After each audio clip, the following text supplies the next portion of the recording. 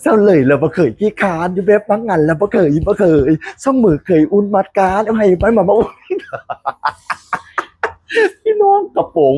35 บาท35 บาทพี่น้องฟ้าวมาเด้อ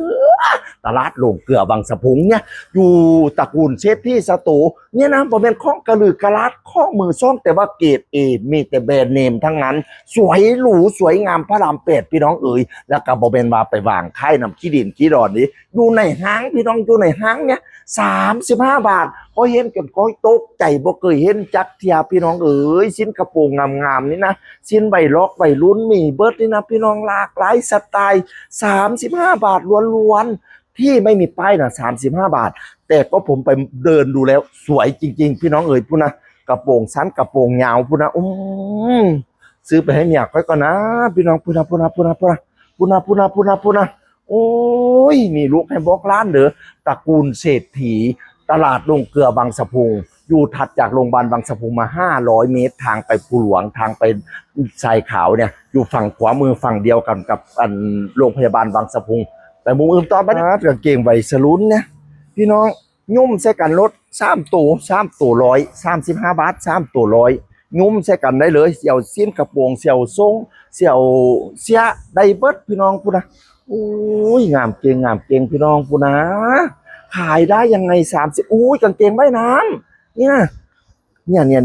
ไม่ต้องไปซื้อตัวละเป็นร้อยเป็นพันพี่น้องเอ๋ยใส่ชำนี้ก็โตนน้ำได้เนี่ยนะพี่น้องโอ้บ่เคยเห็นกางเกงว่ายน้ำตัวละ35 บาท3 ตัว100นี่นะนี่มึงกางเกงขาสั้นนี่นะพี่น้องใส่เป็นขาสั้นก็ได้ใส่เป็นว่ายน้ำก็ได้เพราะเขาเสี่ยวจังยุ่มก็ดอกสวยงามมากเลยนี่กางเกงกีฬานี่นะพี่น้องนี่นะนี่ป๊าดนี่นะกางเกงอันนี้ไปเล่นทะเลไปช้อปปิ้งเนาะขาสั้นแบบนี้นะเนาะเนี่ยโอ้ย35 บาทพึกจังซีบ่เห็นอีกแล้วบ่เคยเห็นอีกแล้วพี่น้องเรามาต่อเลยเนี่ยมุมนี้เป็นขายาวเนี่ยสวยงามพี่น้องเอ๋ยนี่ก็เป็นกับอันแบบใส่สบายลื่นๆเนี่ยพี่น้อง35 บาทโอ้ยถือเก่งนี่มาซะบ่ต้องว่าแบบซิเบิร์ดเพราะว่าเพิ่นเติมสินค้าทุกวันแกะกล่องใหม่เลยมีแต่เกรด A ทั้งนั้นพี่น้องเอ๋ยไม่ต้องไปถึงโรงเกลือสระแก้วไม่ต้องไปถึงโรงเกลือชายแดนเขมรมันเป็นตะยานเนี่ยมาโรงเกลือบางสะพุงเนี่ยทับจากโรงงานบางสะพุง500 เมตรโอ้ยกางเกงลายสก๊อตใบรุ่นมักเกงนี่นะเกาหลีเข้าใจก็นี่นะโอ้ยลูกชายค่อยมักอยู่นี่นะพูดนะทรงบ่มูนี่นะโอ้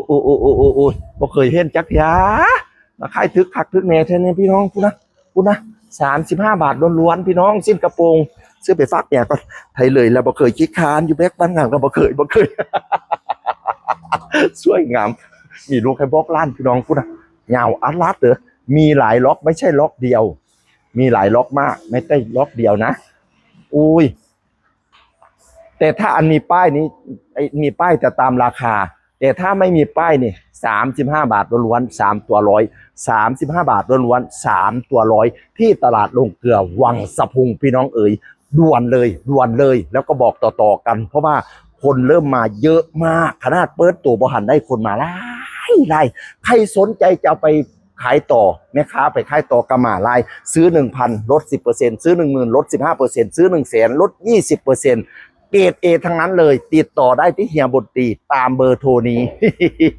ฝากไว้ดำเนินตลาดโรงเกลือบางสะพุงตระกูลเศรษฐีสโตเสียงอื่นคนเก่าว่าสุฟังสวัสดีครับ